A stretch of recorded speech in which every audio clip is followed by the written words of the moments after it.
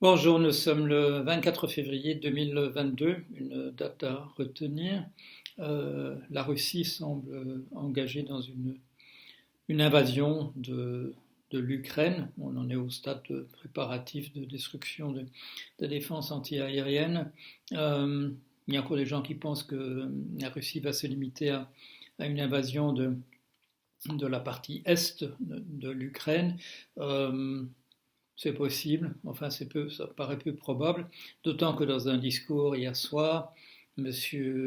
Poutine a fait allusion à un rétablissement des frontières de l'Union soviétique. Ça veut dire que euh,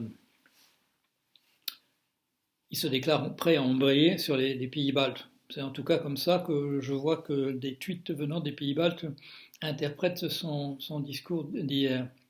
Alors, je ne sais pas s'il y a encore des gens qui diront euh, que de dire que la Russie a envahi l'Ukraine est en train de l'envahir et de la propagande américaine ou je ne sais quoi. Non, au point d'ailleurs qu'en France, des grands poutinophiles devant l'éternel, comme messieurs Zemmour, madame Le Pen, et je n'hésiterai quand même pas à ajouter une personne qui fait l'éloge régulièrement de M. Poutine, qui est M. Jean-Luc Mélenchon. Mais je dois dire que ces trois personnalités ont dénoncé avec vigueur ce qui apparaît comme une invasion de l'Ukraine. Alors, c'est très bien. Je viens de regarder par curiosité, je regarde rarement RT, donc comment dire, la voix officielle de la Russie en France. Et là, ce qui me frappe, c'est qu'il y a peu de monde. Voilà. Il y a peut-être que des gens comme moi, c'est-à-dire ceux qui vont jamais là, mais qui voudraient voir aujourd'hui s'il y a du monde là. Il y a peu de monde. Euh, je crois que de manière générale, quoi qu'il arrive, et bon, ça, ce sera sans doute un détail dans l'histoire. Enfin, j'espère que ce sera un détail, que ce ne sera pas un détail dans l'histoire, que ce sera important. Euh, Si je parle de détails dans l'histoire, c'est que M. Poutine a mentionné ses armes nucléaires à de multiples reprises. Euh, L'influence russe en France semble en avoir quand même pris un très mauvais coup.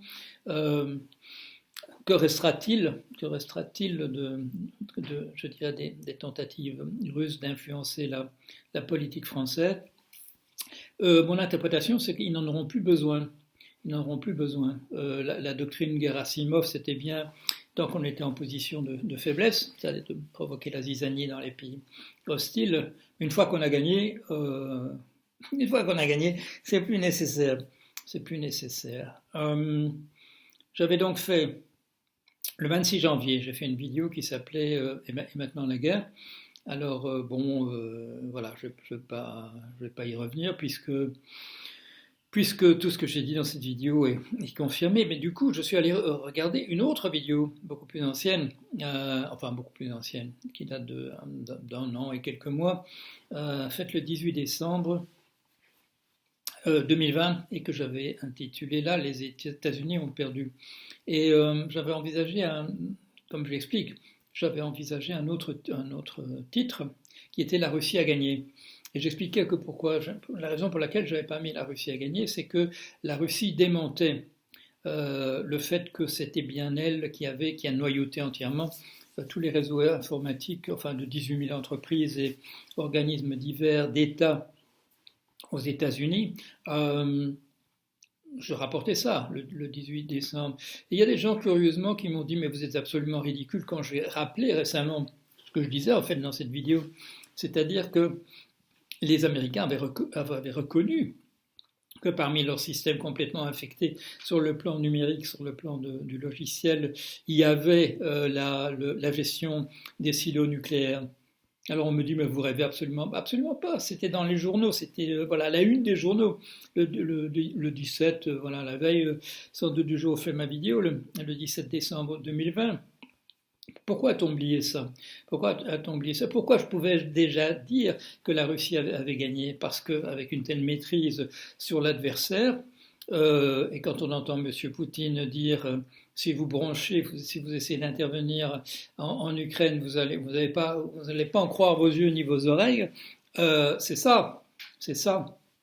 Je l'ai mentionné, là, donc c'était quoi, en décembre 2020, euh, la possibilité pour les Russes de faire sauter une ou plusieurs bombes atomiques dans les silos aux États-Unis. Alors où ça se trouve, c'est le Wyoming, le Montana, etc.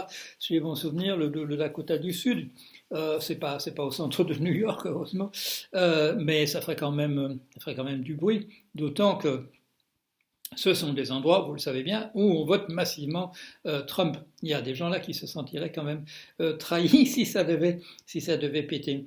L'assurance avec laquelle maintenant Poutine parle de ce qu'il est en train de faire en Ukraine, envisage même de faire allusion aux pays baltes, montre il sait à quel point, lui, il sait à quel point notre système de défense, je dirais, tout le numérique sur le secteur de l'énergie aux États-Unis, on ne sait pas dans d'autres pays, est entièrement verrouillé par les Russes qui en ont le contrôle. Alors il y a bien des gens qui vous ont dit là, en décembre 2020, oui mais ils sont là juste pour contrôler, ils sont là juste pour regarder. Si vous connaissez un peu d'informatique, si vous avez jamais écrit des programmes, vous savez que si vous pouvez écrire un programme pour contrôler, pour regarder ce qui se passe, vous pouvez en faire un autre pour donner des ordres, pour qu'il se passe des choses différentes à l'intérieur de ce système. Alors, espérons, j'y ai fait encore allusion hier, l'OTAN vient de se mobiliser au plus haut niveau, on a entendu ça, et là, je l'ai rappelé hier, l'OTAN en difficulté. L'OTAN en difficulté a aussi il y a des réponses qui sont toutes prêtes et qui impliquent des armes nucléaires également. Bon, je sais, quand je parle le 26 janvier d'armes atomiques, on pousse des hauts cris, on jette les bras au ciel. Espérons que voilà. Pourquoi je fais des analyses comme ça? C'est pas pour le plaisir après de dire que j'avais raison. Je fais de la science par ailleurs, j'écris des articles scientifiques. Il y a assez d'endroits où j'ai raison pour pas devoir essayer avec des machins qui sont voilà qui annoncent des catastrophes, de vouloir avoir raison sur l'annonce des catastrophes. J'ai toujours espéré que les catastrophes que j'annonce n'auront pas lieu. Ce qu'il y a, c'est que je dirais, la différence avec les autres, c'est qu'il y a quand même un degré de lucidité dans mes analyses qui est peut-être un peu au-delà de ce que font les autres. Et ça, j'ai des rappels de ça. Quand les gens me disent, c'est pas bien de dire la vérité comme ça aux gens. C'est-à-dire que ça dérange le simple fait de faire des analyses qui sont les choses comme elles sont. Bon. Alors, comme il n'y a pas tellement de gens qui le font, je le fais depuis un certain nombre d'années, et tant que j'aurai la possibilité de le faire, je continuerai de le faire. Mais vous avez compris, une petite vidéo comme celle-ci, c'est plutôt sur un coin de table, c'est plutôt du genre de ce que j'ai fait le 6 janvier 2021.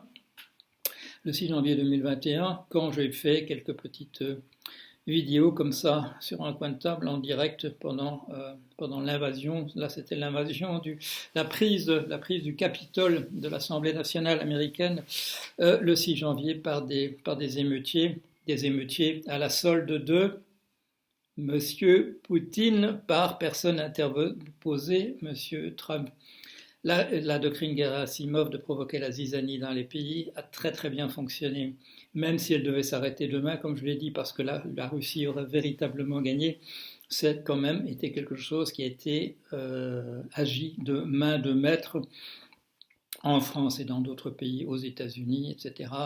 Aux États-Unis quand même, mettre un président à la solde, à la solde de M. Poutine, qui fait exactement tout ce que Poutine veut à la tête des États-Unis. Là déjà, c'était pas la victoire absolue, mais c'était quand même une première étape assez, assez remarquable, assez considérable, et la première étape dans un processus de revanche sur la chute du mur de Berlin. Dans ma vidéo de décembre 2020, je fais le parallèle. Je dis ce qu'on a appris aujourd'hui, et bien entendu ça n'avait pas été compris de cette manière-là, est aussi important que la chute du mur de Berlin, c'est le renversement de la situation. Et c'était donc le 18 décembre 2020. Ici, on est dans une étape ultérieure, et espérons qu'on pourra s'arrêter avant la guerre thermonucléaire. Espérons. Voilà, allez.